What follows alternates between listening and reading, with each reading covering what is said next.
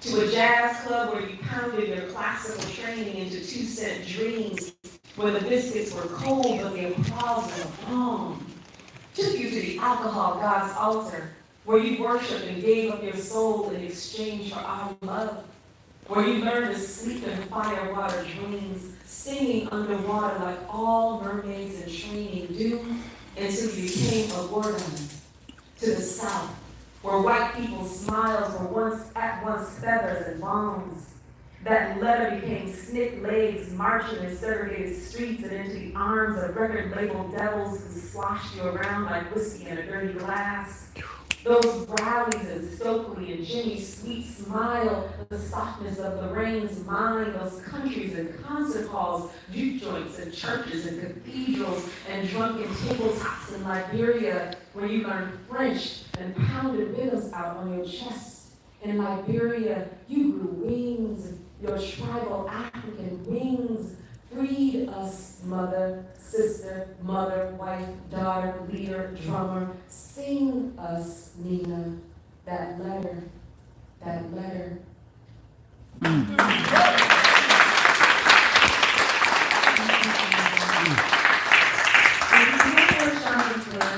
Shonda is the author of Black Indian, which the book is for sale over there. And the Nina Simone poetry book is coming out which month? Spring, actually. So the Lost Songs of Nina Simone is now coming out in spring 2025. But please follow me on Instagram. I will be posting about it.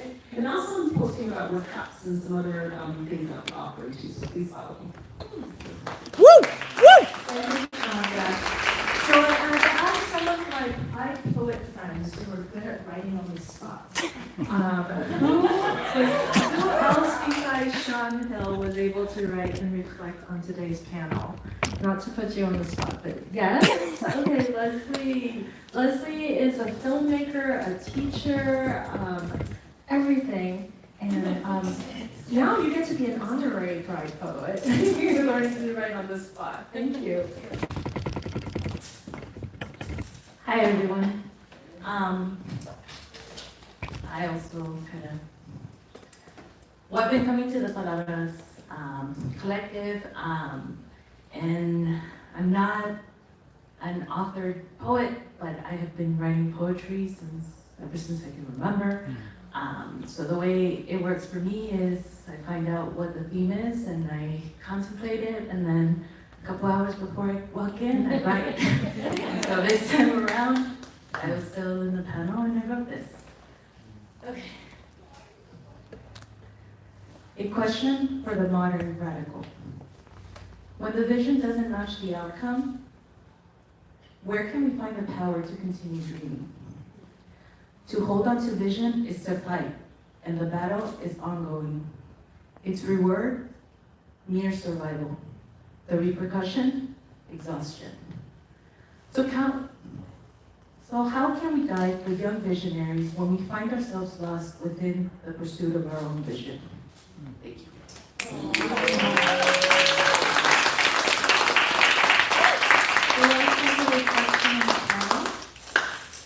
All right.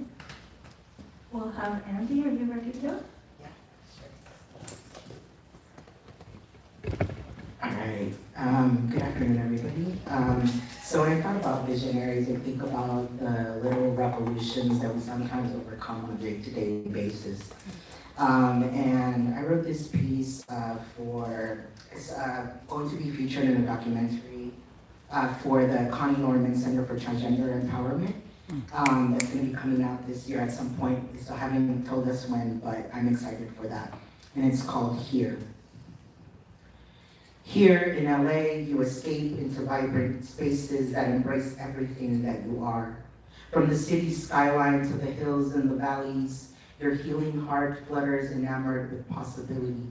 You migrated from around the world or lived here before the border crossed your lineage. This is your home now. These are your streets and your people. Here you become sunshine reflecting off the waves of the ocean. You are the palm trees waving in the Santa Ana winds. Here you become the most recognized star in the night sky. Here you are the red and white lights that appear to melt on the restless roads leading to a multitude of of cultures and languages in every direction. Here, you stand proud of your queer lineage, past fearless ancestors have left for the history books. You raise your right fist in solidarity, and your voice is used for everlasting change.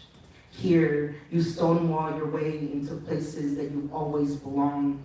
Your feet reverberate in the crowded streets as you march to be acknowledged and seen. Here, there is no place left untouched by your smile. There is no crystal left unturned. There is no prayer left unsaid. There is no doubt that you are an advocate for those who face oppression, a mentor to those needing guidance through the heavy lessons, a healer to those recovering from triggers. Here, you are a rainbow spilling through the clouds, making a statement while adorning the skies, this rite of passage always hidden deeply in your bones. Here, there is still uneasiness in the mirror. You grapple with a definition of your identity, but you never stop seeing the infinite light in your image. Your authentic self waves hello to those with similar struggles. Here, you turn into a reflection that you recognize. You relish in your victories and endeavor towards new conquests. Here, you have learned to build community through connection, hard work, and inspiration. You are grateful for those that have hugged you through life's rewards and those that have been your pillar through riveting sadness. Here, you are the sun's rays breaking through the clouds in this 60-degree weather. Here, you are opulence. You seek consolation, other colorful spirits as you wrap your mind around the intricacies of your entire being. You embrace every sense of yourself in the moments when you are asked to prove your existence. Here, you are resilient in this severe environment. You are not afraid to speak up, stand up, look at the heavens with your hands open to wish and receive more. Here, there is abundance of love and laughter. Your gender expression is every shade of every color. Here, there is grace for every part of your changing body and space for any chosen pronoun. Your existence is the connection to the divine. Here, you strive for liberation from the binary. You stand in your truth and revel in your valor. Here, you are fiercely masculine, ruggedly feminine, boldly non-binary, and everything in between. There are no boxes to check off. You can be everything all at the same time. Here, there are no borders. You exist by your own rules and abide by your own code. Here, Sage and Palo Santo become your guides for your protection on this journey. You are the moon shining in this busy concrete jungle, lighting even the darkest of streets, so that others can also find their way home. Thank you.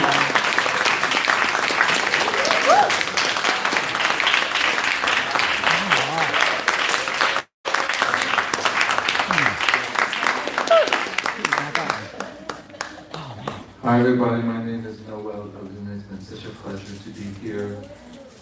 I want to write a reflection.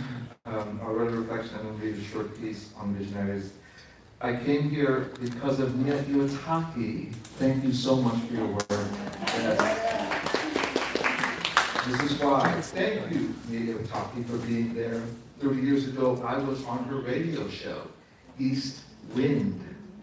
I brought my friend, Jane Sakakura, who was living with HIV. 30 years ago, that was revolutionary. A gay Asian man living with HIV. Her show, East Wind, carried his voice, his spirit. He passed several years later, but his voice is heard in the east, west, north, and south winds. Thank you, Nia.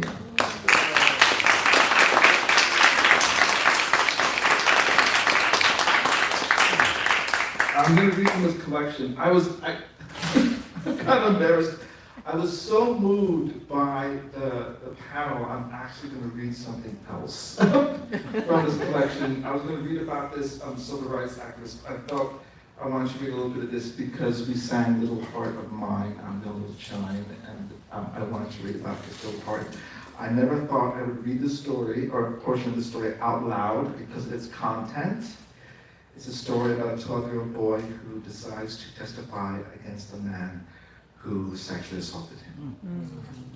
It's called Tito Abalos on the Brink of Manhood. Tito Abalos had the option of having his parents watch in court or wait in the hall. He chose to have them absent while he testified. He nodded to the bailiff, who was also Filipino. The bailiff escorted Mr. and Mrs. Abales out. Tito didn't want them to hear the whole story. His parents knew the police told them. He wasn't sure what the police said exactly, but he was confident enough to know the truth. He knew his parents, especially his father, couldn't take hearing the facts coming from Tito's mouth. Last year, when the Los Angeles police brought him home, Tito went to his room and heard the murmurs through the walls.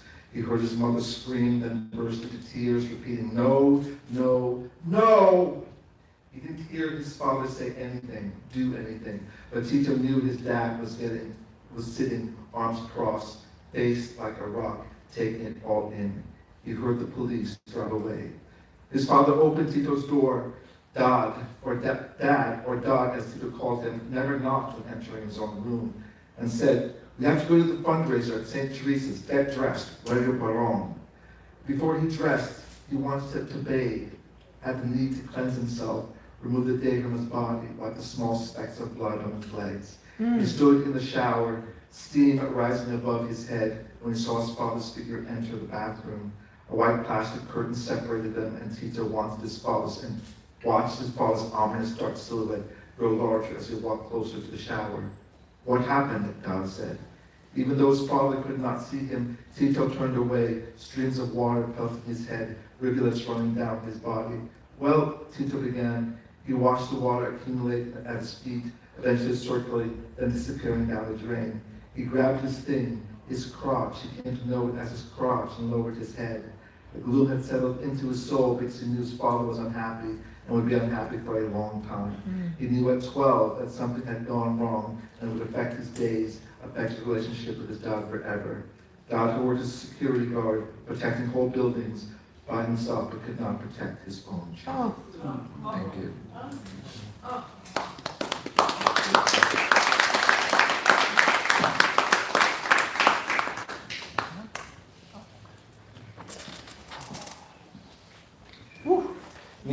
Yeah, introspects. Yeah, introspects. I feel like this is the perfect poem to share after that one. And I'll ask a quick survey question because of, in terms of writing poetry, how many poets are in here, by the way? Raise your hand if you consider yourself a poet. And if you don't consider yourself a poet, but you write poetry, you're just scared to say you're a poet? I think if you write in your journal, that's poetry. Right? And who's to say what you're journaling is not poetry? Yeah? And if you use any idiom, it's a poem. I feel like you give great workshops about this or something. I don't know. In case you hadn't known, great workshop. But my first survey question about this concept of love that I think all poets have written about. Let me ask, how many of you are in love right now? Okay. How many of you are in love right now? However you define it. Let's say you're in love with yourself, with your pets, with your family. How many of you are in love? Okay. I think we're in love with this room right now. Yeah. How about that? Right? We are all loving each other's stories and voices and listening. Thank you. I'm glad I asked that. Second survey questions. No object of love. Right. No object. No, there's not. No, however you want. Second survey question, how many of you really want to be in love? Like, you want to be in a romantic love, you want to be like, oh, you watch The Notebook way too many times, you see it 7 times, like on repeat. I'm going to rephrase my question as, how many of you are romantics? And I learned a lot more about it. Let's broaden the question a little. Right. And then last survey question. How many of you know what love is? I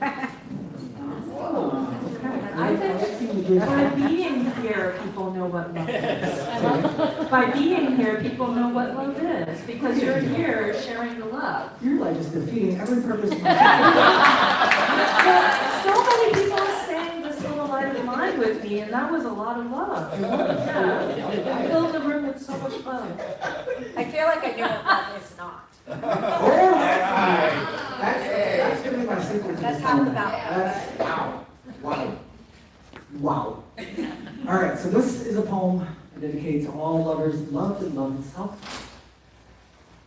It's based on a true story. That's based on another true story. That's based on a few other true stories. That's based on about 20 other true stories that I made up.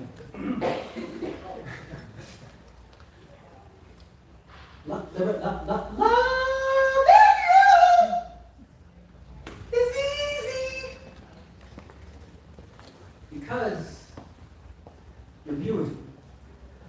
It's funny how long it took me to say that to you. Building up courage like Lego blocks to say something so basic, so factual. You are beautiful. It's funny because it's not so hard. See, at first I kept thinking about how it meant so much to say.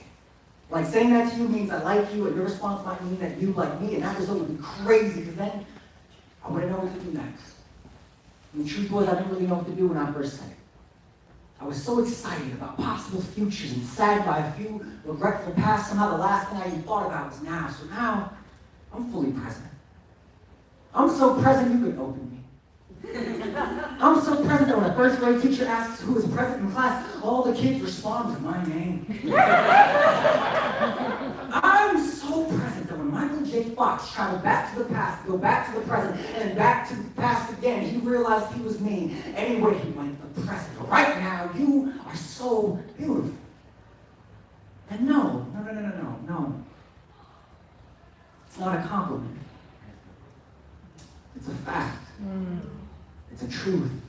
It's like saying birds sing, or the sky is blue, or the ocean has tides. And even then, you are just as beautiful as nature, because without you, the ocean doesn't want to wave anymore. Without you, mountains don't feel hardcore, and they don't want to rock out anymore.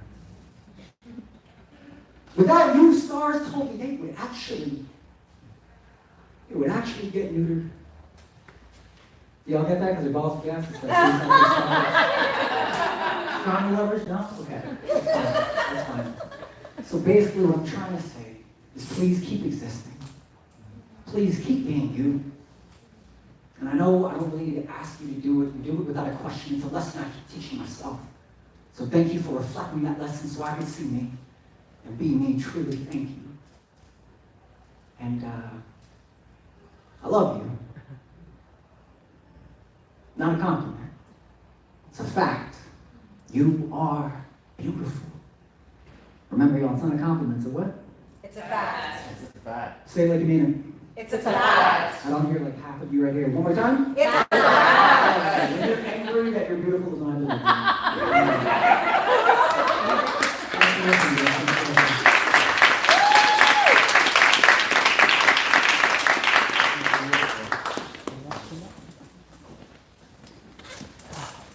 This was amazing, and just thank you for putting everything here. I mean, and the rears are really strong, and Sean, I'm loving everything that you're doing right now. It's amazing. Jeremy is my neighbor here in West Hollywood. And to actually have this kind of event, or early event happen, so close to where I live, it really feels like it's something special, truly special. To actually have this kind of conversation, have this kind of exchange of ideas, and create like an artistic space for everybody. It's just nice. When I think of visionaries, right, and listening to all of you talk, I mean, I've loved it so much, because somebody once asked me, like, how will you demand a better future if you can't even imagine one for yourself, right? So what visionaries, I think, teach me to do, they augment my dreams, augment the way that I'm thinking, to augment even my desires. So now, later on, I'll know that I can ask for more and ask for better. So thank you to all the visionaries, all the work that you're doing. And to that end, I actually prepared a poem about Jane Goodall. Because it's like a bleak ode to Jane Goodall, because I think she's amazing. I know, I nerd out on her. And the poem is called Jane Goodall's saddest moment in life was when she knew chimpanzees had a natural appetite for destruction, just like humans. Or to a hippo. A hippo would be happy grazing on dog teeth and gorging on any fingers that sway with motion without meaning. In view of her lazily bent back jaw, even with the giant canines glistening stoutward like garrisons, it is hard to think a creature that feeds only on greens and the occasional watermelon can harbor such a territorial envy that she will trample anything she deems uninvited. The few ancients that survived her throes said the chosen will one day hope to feast upon her flesh, her strength fixating their crushed need for dominance. This river horse that runs across the land still sanctified by the sheer exorcism of the scorching heat and the planetary anger boiling the soil.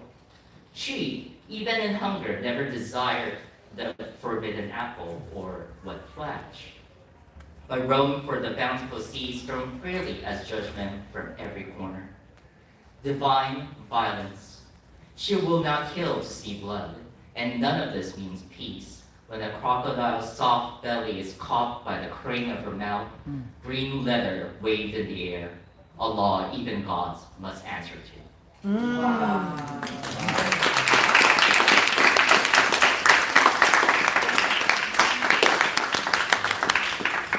Hi everyone, my name is Pallavi. I'm so happy to be here. So, here we go, on vision boards. The other night I was having dinner with my friend. She and I hadn't seen each other in months. We're neighbors by LA standards. A freeway doesn't separate us, which means we're not doomed to make plans, only to cancel them the night of when we realize what it will require of us. We had dinner outdoors. It was cold by LA standards, but at a location built for outdoor dining. Trees everywhere, sprouting out of concrete and forming canopied halos over our heads. The evening was lit by candles, the fire pit to one side, the heat lamp to the other. At various points, I'd look up to find the fire perilously near. My cheeks scorched with warmth, I looked at the fire, into it. It was so close it felt like the flames could jump out of their boxes. This friend mentioned to me that she'd recently agreed to a group activity with friends. The activity involved the joint creation of vision boards. She told me, embarrassed, that she didn't know what a vision board was or how to make one. I laughed and then realized I didn't know either. Having never created one, I could only envision its contours and shape. A bulletin board with pinned pieces of paper, yellow yarn shooting in multiple directions, shiny glossy printouts, and imagining of what should be, what could be. The idea is to manifest your dreams. This is what visionaries do. They envision a future and then make it so. But do vision boards work? I decided to find out. I started the online search for the materials I'd need to manifest my future. I quickly grew overwhelmed by the sheer number of options and took a nap. In the end, I chose the modest corkboard with a slim oak frame, the size of 2 sheets of paper stacked side by side, along with a vision board book of images. On delivery day, I opened the box, unpackaged my items, sat on my couch, and got to envisioning. Armed with a pair of scissors, I poured through the book, cutting out pictures and phrases. The book was themed. Certain pages devoted to marriage, children, health, travel. I cut away, only cutting what resonated with me. I cut into words and images, wondering all the while how I would fit all of it onto the corkboard. It didn't matter. I cut. I flipped past images of rich wedding cakes, sunlit cars and boats, green vegetables, pregnant bellies. I cut and cut. When I was done, I had a pile of images to sort and pin. I crammed the images onto the board, using up every inch of space. It didn't take very long. I stood back and surveyed my work. A few photos, a plane, books, the sky at sunset. Overwhelmingly though, I'd chosen words or phrases. You have power. The way you talk to yourself matters. Just be yourself.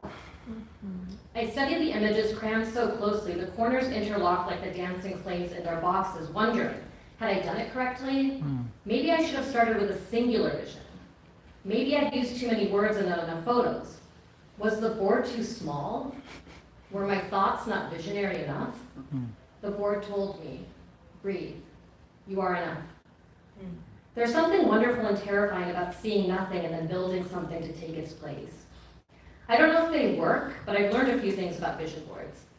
Images are powerful, but so are words. They go well together. Where you put the board matters. You can't envision something you can't see. Visions change, so pushpins are better than tape or glue. There are no rules. The board is only the box. The vision isn't in the box, it's in your head. It can't be contained. It's waiting to be let out. And finally, breathe. You are enough.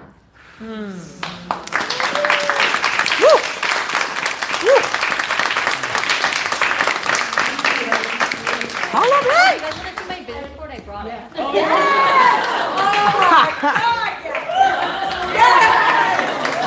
Wow.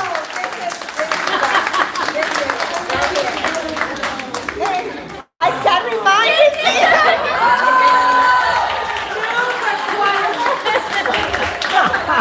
all the time. I cannot forget my vision 1 minute. You are following the tradition of Ray Bradbury's advice. Ray Bradbury says when you're stuck on something, take a nap. You can't solve a problem, take a nap. So I think we, Nicole, take that self-care. I was wondering when I should read my poem, but it seems like it goes right after yours. Braided Spaces is for sale.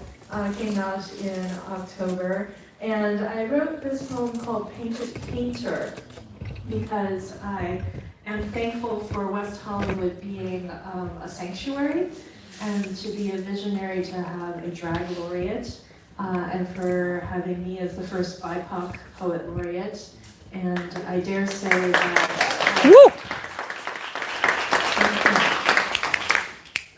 that I am California's first Asian American lesbian poet laureate. So this is the vision of the city, welcoming diversity, welcoming everybody to be yourself and being all the weirdness and individuality and the drag and the queer and the diversity that we all are. So, Painted Painter. I live in a box of paints and let them wash over me. Never mind any blurred lines. Different colors tint me each day. Shadows of others from last week. Some of bass notes mix and mutate into something new. A blend unexpected and leaks wisps of quantum light dress me in rare treasures like lapis lazuli, gracing eyes of Cleopatra so intensely. Who wouldn't want admirers like royalty, custom-made tailoring, and then catching something playful with something sure? So let them call me exotic. I will own it as my mirage, to lure them in like honey wine. Effervescent patterns so rich, compliments and boldness erase, limits and systems so rigid. Perceptions from every angle reflect the multiple faces.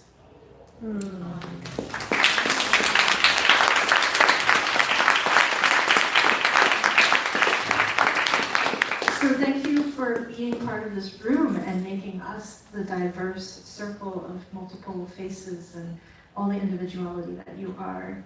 I'll share this with my fellow Pride poet, Frankie Tan. Thank you, Jen. I was really excited for this panel today. I've been looking forward to it for months since Jen shared it with me, and I was really thrilled to hear Mia speak. And when I was thinking about something that I wanted to bring to Palabras today, Jen had suggested looking into some of our Asian American activists. And so I wrote this poem inspired by Yuri Kochiyama, who, well, I'll just read it. Radical doesn't happen all at once. When someone says, this is what you are, this is what you're not. Slowly, the tides turn in the night, pulling away from the shore. pulling away from the land on which you were born, the land on which you are not welcome. The ocean you're swept into is full of faces that look like yours. Further out at sea, there are faces even darker. These are your people. Radical becomes the water between homelands, the space that stretches from where your ancestors sleep to where you lay awake, breathing in the dust from a stable where your bed is made. You can't help but make the comparison to another child who spent their first few days awake in a manger. You can't help but want to feed them, these people who are yours, whose goodness shines through, these women who make curtains for each other to preserve the idea of privacy, of averting our eyes at indignity. Your eyes could not avert. They had just been opened. You can't help but want to shift the tides, push them back to the shore, rally an army of willing hands and hearts and ears, roaring as one storm to shove the dark ocean back to soak the earth, to infuse it with the richness of all we carry, turning beside one another, these fists black, these fists brown, these fists yellow. They call you the original internet, the way you connected everyone, a database of names and phone numbers and addresses and relationships, the one call a person would make from prison. Tell everyone, they'd say to you. Perhaps you are not the ocean, but the mycelium underneath, the one who sows the soil, the one who sees. We are all part of one another. Thank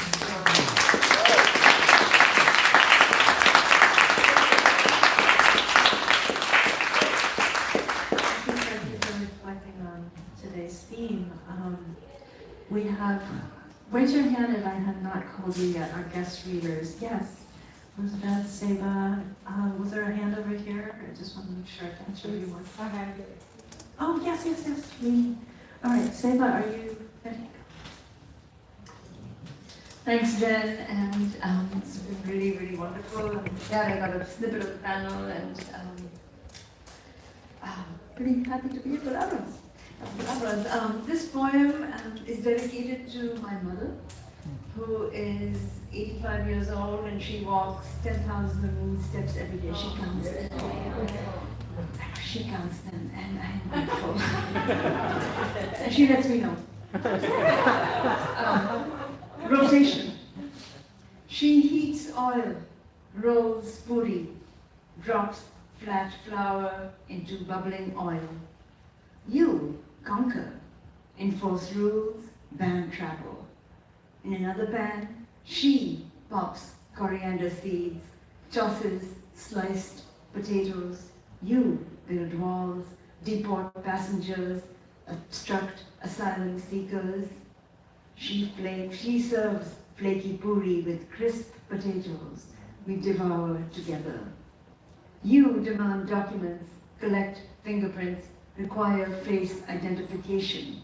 Our choice: eat, speak, wear, practice as we please, where we wish. You cannot hinder climbs, prevent tide, stop earth rotation. Like waves we cross, we fly, we roar, we stay or leave. Our movement permanent.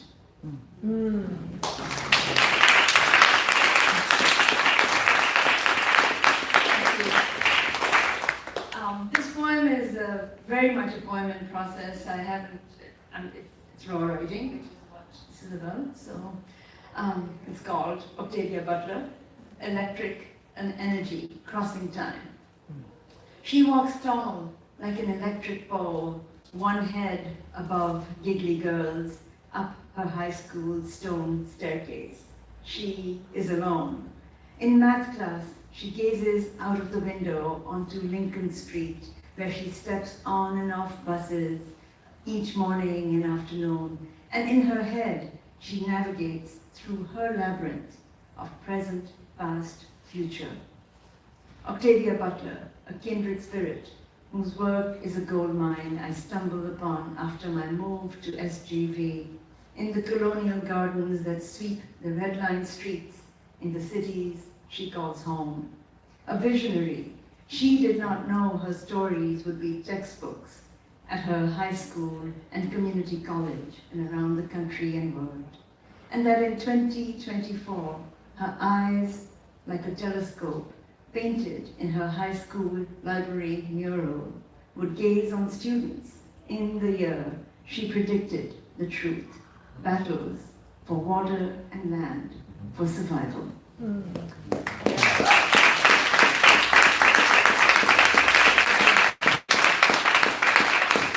want to read a snippet, because, when people ask me today, how are you, I just don't have much to say other than sad, devastated, broken.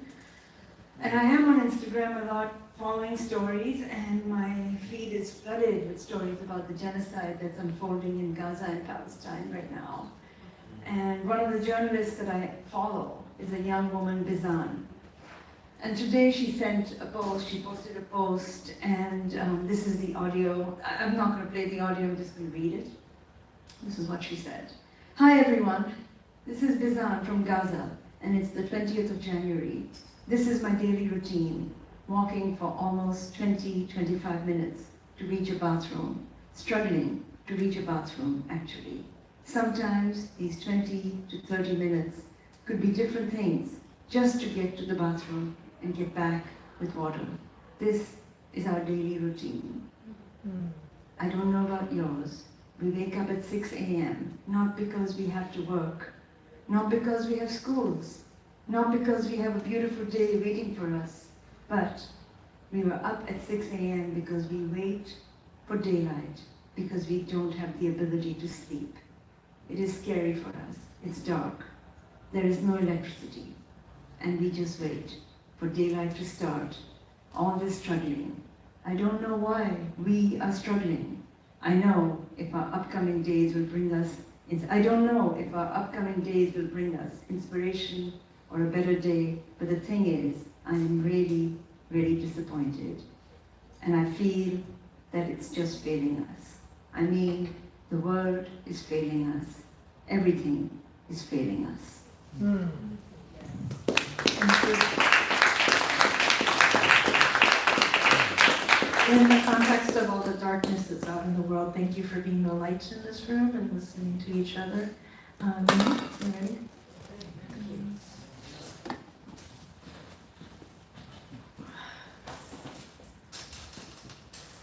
I just want to say something to each and every one of your faces. You people are gorgeous. Every one of you is stunning, and I had no idea I was dying of thirst until I sat in this circle and fell into the thirst trap of every one of your faces. You are beautiful. I have been parched in the middle of Michigan.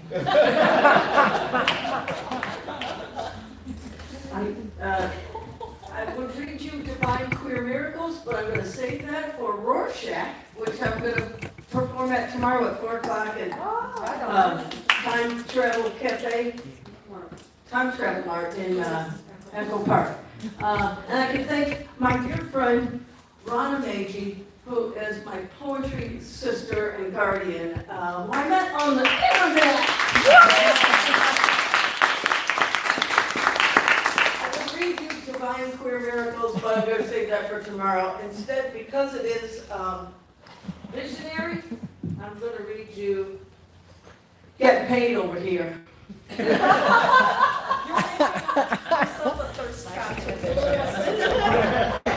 Thank you.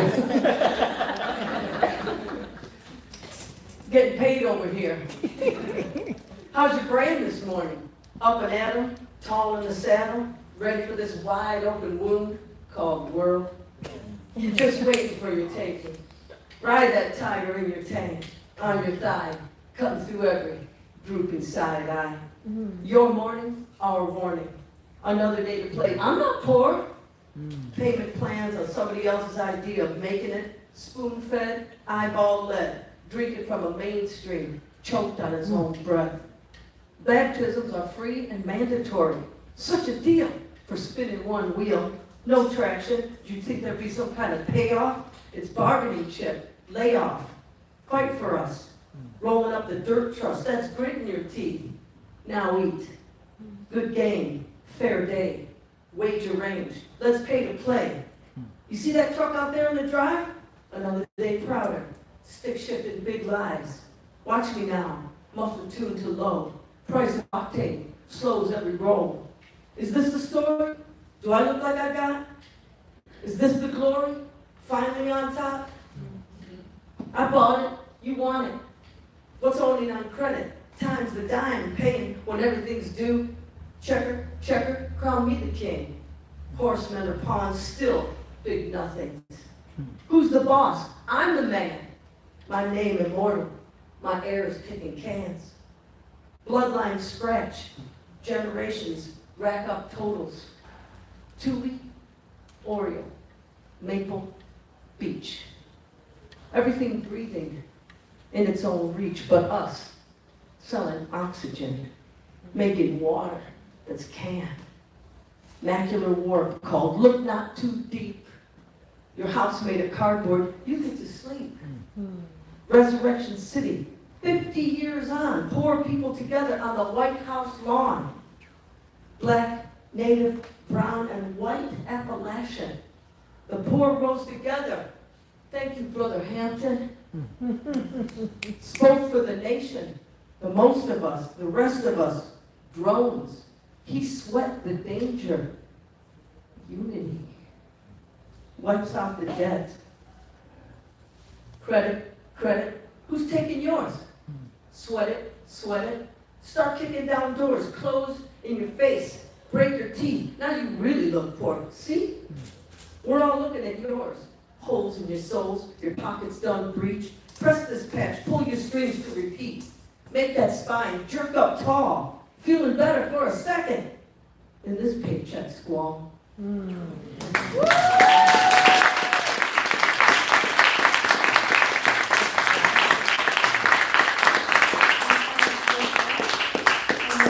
Sean Rappa, did I miss any?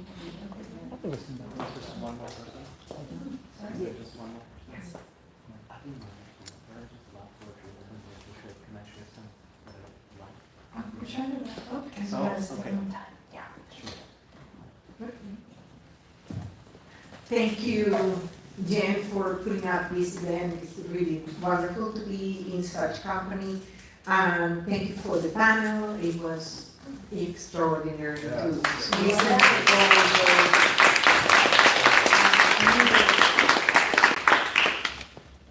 and this, I have two poems. This first poem is for a woman who was a visionary in her lifetime, was not recognized in her lifetime.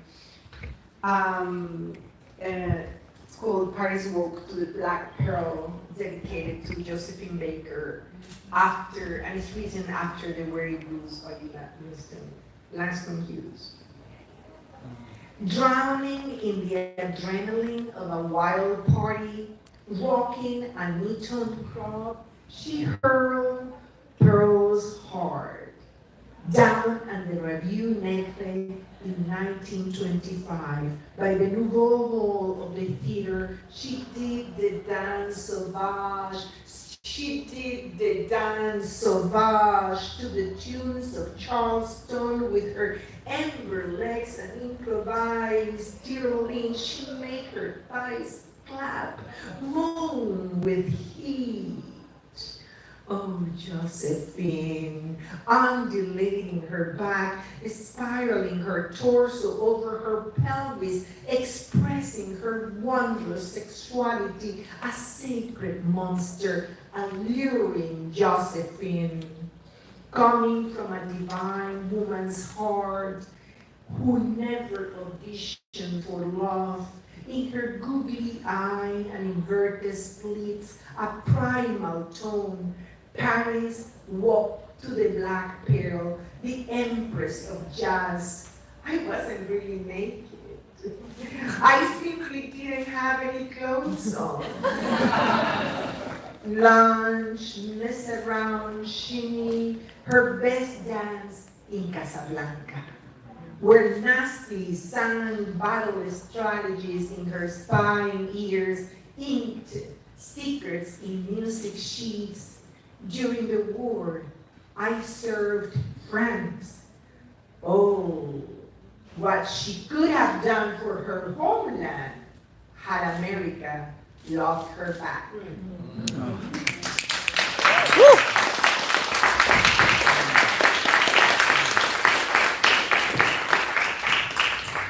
And this last poem speaks to the coalitions and alliances and people reach across aisles to create the necessary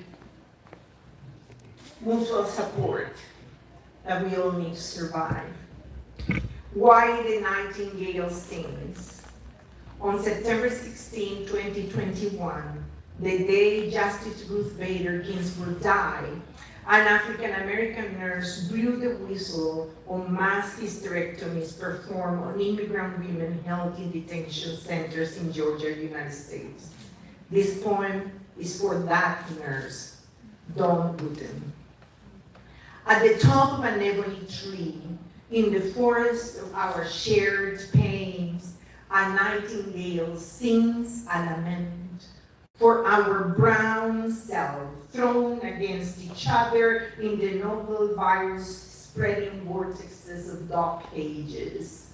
Lament for our uteri bleeding after rape, after the agony of having children taken away, dysmenorrhea, the red agony of exhausted ovaries swallowing daily cocktails of misogyny and xenophobia inside the icy concentration camp.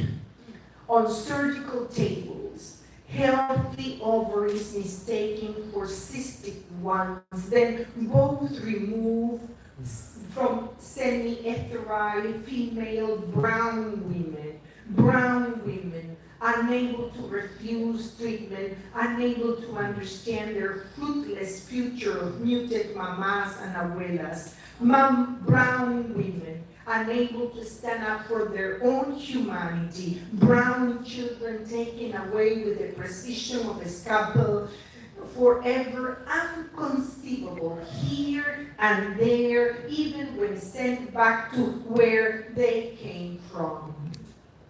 On top of an ebony tree, in the forest of our shared pains, the nightingale sings in the dawn of our uprisings.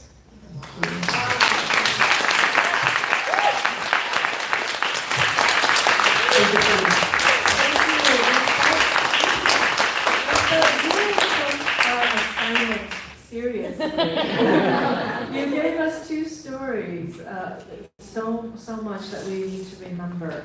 That when we do Palabras, if you don't know Palabras Poetry Salon, there's a theme, and our curated readers think about it, reflect on it, maybe bring out an old poem, but you wrote clearly some new work that's important, and that our everyday heroes like nurses can be whistleblowers, right? They can be visionaries. So let's finish it off with Sean.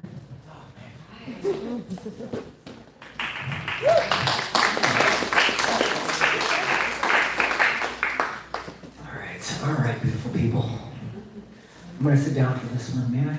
I think this is the area where I can see most of you. All right, you and your thirst trap faces. So good.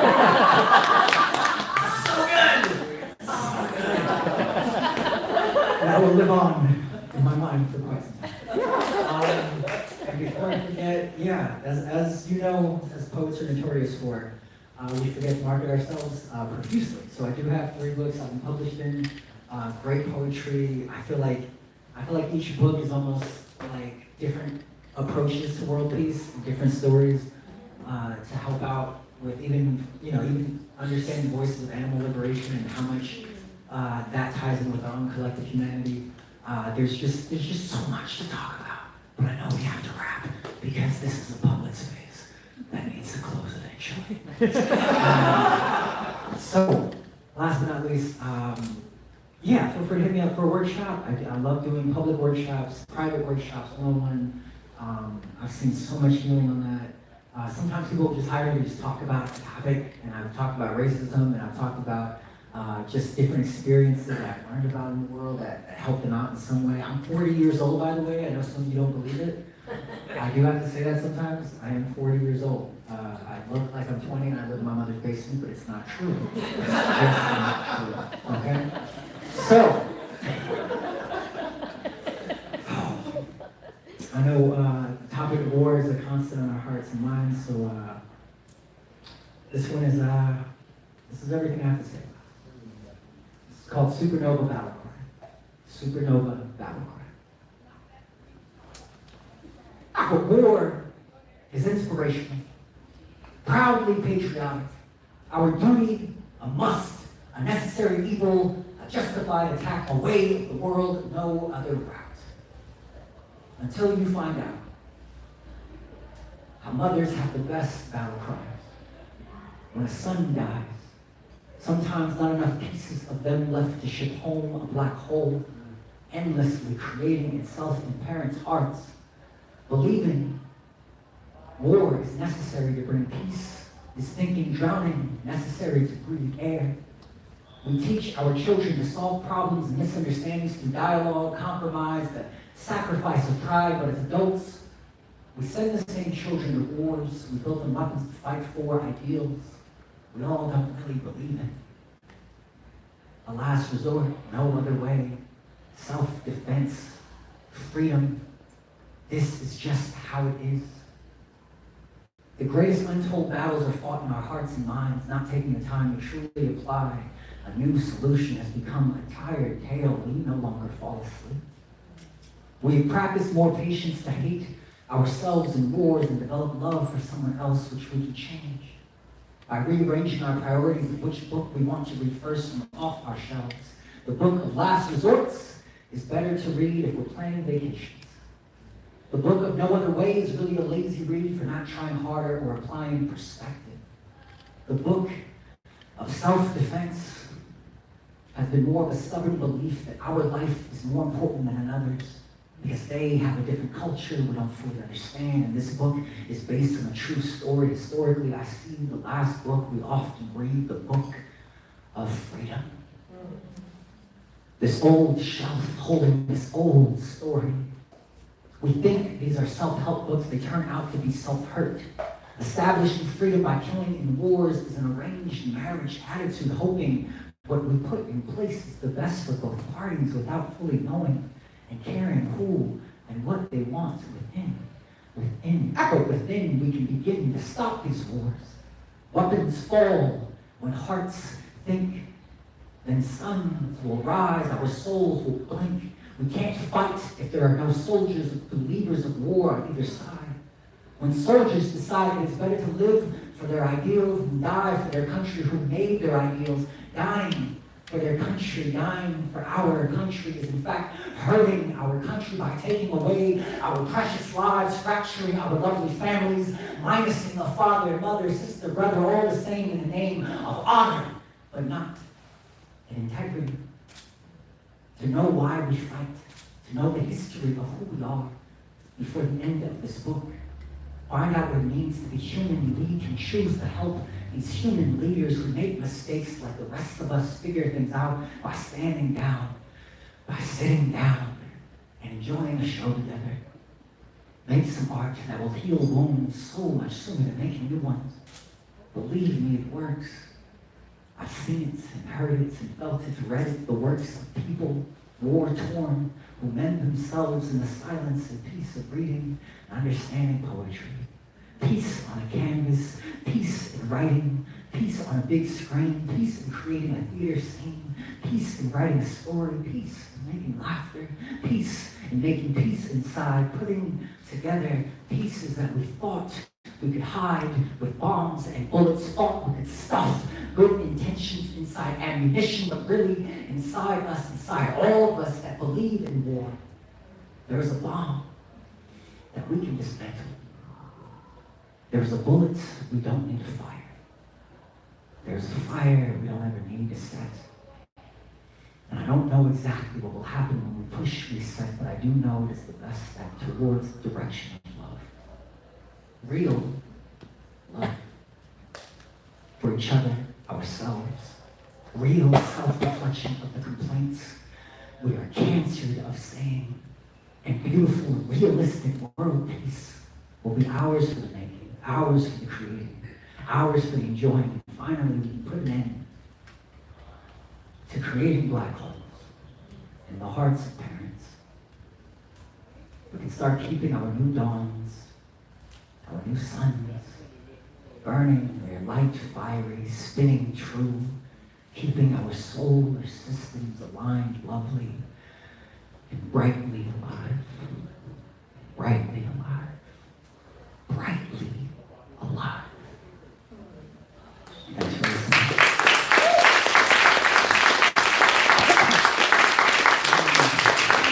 listening. You're all beautiful and different faces, and you make this mosaic of diversity that we welcome and want to enjoy, and you're bringing in your love. So if you missed the first part of the event, I'm going to reshare a quote from June Jordan. I am a stranger, learning to worship the strangers around me, whoever you are, whoever I may become. So as we mingle, please say hi to somebody who's a stranger you don't know. Have a tea, break some bread. That's how we get to know each other. And thank you to Andrew Pacheco for bringing your beautiful native image art. And my friend Sean for bringing his beautiful photography there. Sean Hills, my book for sale. Before we all close, I want us to sing This Little Light of Mine to close out, because that's how we started the event. And thank you for sticking it out if you've been here the whole day. Andrew, did you want to say something? Actually, I wanted to sing a song, but if I would, Will you sing us a song? I would love to sing a song, and I have to make a mental note. I noticed the confetti and the lights, and for me, that's a promised victory. Sitting here, a tiny spider fell from my hands as I sat here, and it reminded me of the new connections that are being built. And for me, I'd like to sing a song to honor all the seeds of inspirations that were planted here. And at gatherings, we dance in the contingencies of our community and we dance it out. And this song is my way of dancing out some of the energy that was established and created by everybody here. And I'm just gonna, it's right here, I think this is what I can do at this time. Hey, oh, hey, no, hey, oh, hey, no, hey, oh, hey, no, hey, oh, hey, no, way, oh, hey, no, way, oh, hey, no, day, oh, hey, oh, hey, oh, hey, in the hey, oh, hey, toki, no, way, oh, she, no, way, oh, hey, way, oh, way, oh, way, oh, hey, no, way, oh, way, puse, no, way, toki, no, way, tushi, no, way, oh, way, no, in the oh, way, in the oh, way, oh, way, oh, way, oh, way. And I leave a little bit of tap on my drum to let her know there's going to be another song coming down the line at some point in time. Thank you so much. And that song is about being grateful for everything that I've experienced up to this point in time. And it's also just giving that gratitude to the Creator, life giver, in that to say, I'm just grateful for the time that I have and I've been given, and the future's to be revealed. Thank you. Ready? This little light of mine, I'm gonna let it shine. This little light of mine, I'm gonna let it shine. This little light of mine, I'm gonna let it shine. Let it shine, let it shine, let it shine. Thank you.